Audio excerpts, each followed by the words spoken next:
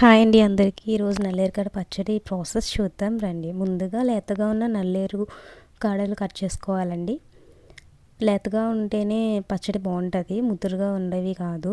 And ఇవి ఈనెలు cut చేసుకోవాలండి. చిక్కుడుకాయ కట్ చేస్తాం కదా, చిక్కుడుకాయకి అలా ఈనెలు కట్ చేసుకోవాలి. కావాల్సిన పదార్థాలు ధనియాలు, ఎండుమిర్చి, బెల్లం, జీలకర్ర అండ్ ఎల్లుల్లిపాయలు అండ్ కొద్దిగా చింతపండు కూడానండి. చింతపండుని నానబెట్టుకుని పక్కన పెట్టుకోవాలి. ముందుగా ఇవన్నీ వేసి ప్యాన్లో ఫ్రై చేయాలండి.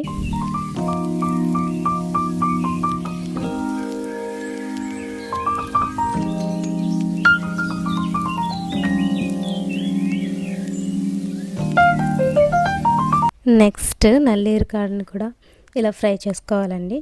బాగా కలర్ చేంజ్ అయ్యేలాగా. నల్లేరు చాలా ఉపయోగాలు ఉన్నాయండి మనకి. మోకాళ్ళ నొప్పులకి అండ్ అలానే ఆకలి కూడా బాగా వేస్తుందండి తింటే. అండ్ ఇలా ఈ కలర్లో వచ్చేలాగా ఫ్రై చేసుకోవాలి. ఈ ఫ్రై చేసుకున్నది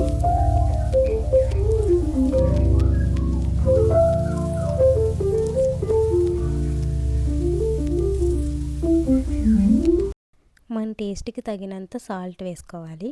రాక్ సాల్ట్ వేసుకుంటున్నాను.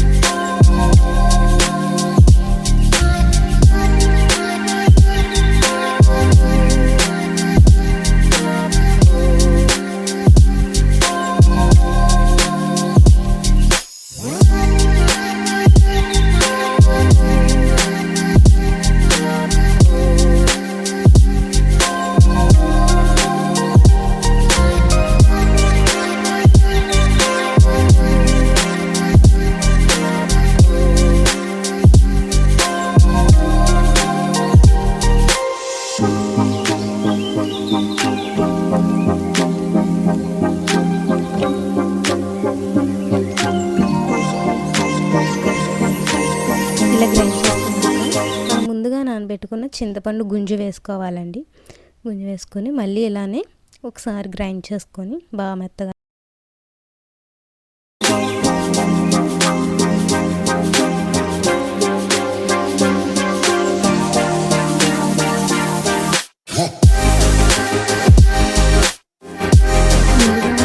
ఫ్రై చేసుకొని పక్కన పెట్టుకున్న నల్లేరుకాడ ముక్కలు కూడా యాడ్ చేసుకొని మళ్ళీ అలానే రుబ్బుకోవాలండి బాగా మెత్తగా వచ్చేలాగా. దీంట్లో ఎక్కువ ఫైబర్ ఉంటుందండి, అది చాలా మంచిది మన బాడీ డైజెషన్కైనా అలా హెల్త్కైనా చాలా మంచిదండి.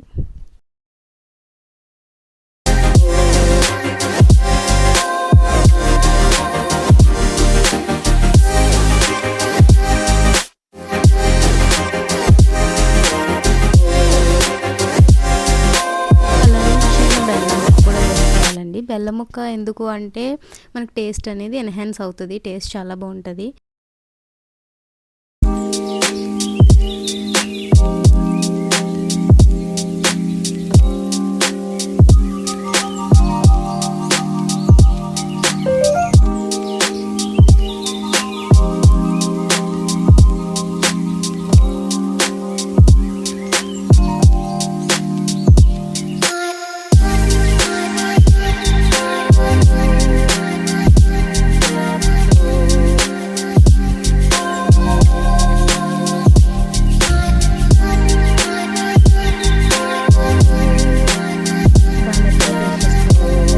వేసుకొని తాలింపు పెట్టుకోవాలండి. తాలింపుకి కావాల్సిన పదార్థాలు వెల్లుల్లి, ఆవాలు, కరివేపాకు, జీలకర్ర, ఎండుమిర్చి ఇవన్నీ వేసుకొని తాలింపు పెట్టుకోవాలండి. ఈ రైస్లో నువ్వుల నూనెతో అయినా నెయ్యితో అన్నా తింటే చాలా బాగుంటుందండి. ఒకసారి ట్రై చేసి మాకు కామెంట్ చేయండి. Thank you for watching. Do subscribe to kitchen and more. Bye bye.